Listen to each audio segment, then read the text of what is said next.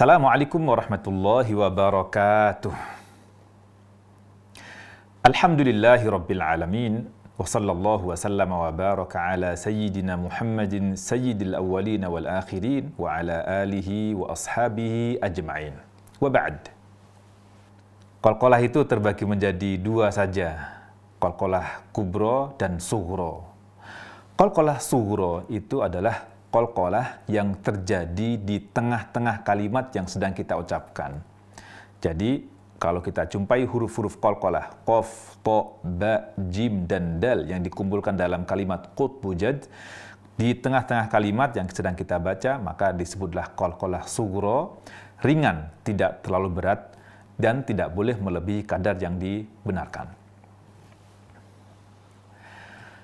Misalnya, waktu kita membaca huruf dal, lam yalid wa lam yulad, lam yalid wa lam. Nah, ini qalqalah sughra karena berada di kalimat yang sedang kita baca.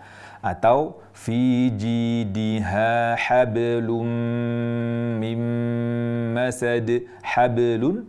Ini baknya qalqalah sughra karena berada di tengah-tengah kalimat yang sedang kita baca. Namun kadang terjadi kesalahan dalam baca qalqalah sughra ini, yaitu diantaranya adalah memutus suara qalqalah sehingga terdengar seperti ada hamzah yang tertambahkan di huruf qalqalah ini.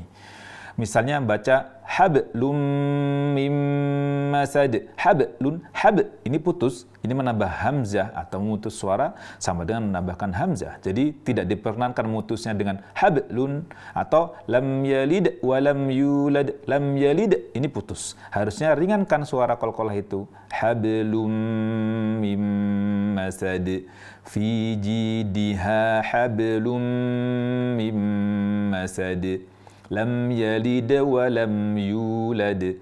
Laqad khalaqnal insana fi ahsani taqwim. Nah, ini berada di tengah kalimat yang sedang kita baca, maka disebutlah qalqalah sughra, ringan, atau secara bahasa qalqalah kecil. Yang kedua, qalqalah kubro, yaitu bunyi qalqalah yang terjadi di huruf yang kita wakofkan. Jadi kalau kita berhenti di huruf qalqalah, maka kita sukunkan dan itu menjadi qalqalah kubro. Sebenarnya tidak jauh berbeda dengan yang sughra. Yang kubro lebih jelas dibandingkan dengan yang sughra. Qalqalah kubro ini tidak membedakan mana yang bertasdid dan mana yang tidak bertasdid. Jadi waktu kita wakaf misalnya ma aghna anhu maluhu wa ma kasab, ini qalqalah kubro karena berada di akhir kata yang kita hentikan untuk wakaf. Adapun ketika kita wakaf pada huruf bertasdid, misalnya di surah Al-Masad wa tab, ini juga qalqalah kubro. Secara qalqalah, bunyi qalqalahnya sama dengan kasab, hanya saja di watab itu ada huruf ba yang pertama yang diucapkan terlebih dahulu sehingga terkesan seperti berbeda padahal sesungguhnya qalqalahnya sama. Kasab, hanya ada seperti jeda itu yang membedakan antara kasab dengan watab. Nah, jadi qalqalah kubro itu wakaf di huruf qalqalah, baik ia bertasdid ataupun tidak bertasdid.